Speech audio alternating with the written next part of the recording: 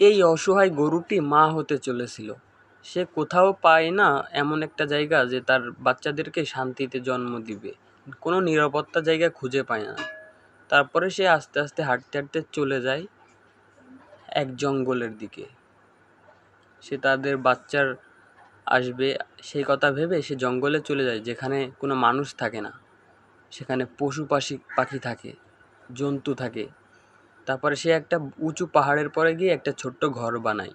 তারপরে সেইখানেই তার বাচ্চাদের জন্ম দেয়। তারপরে তারা অনেক কান্না করে খিদেতে, মা মা বলে চিল্লায়।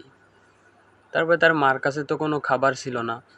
তার মা চলে যায় তাদের খাবারের খোঁজে। তারপরে হঠাৎ করে একটা সিংহর সাথে দেখা হয়। তখন তারপরে আক্রমণ করে সিংহটি তার মাকে মেরেই ফেলে। তারপরে বাচ্চারা কাঁদতে কাঁদতে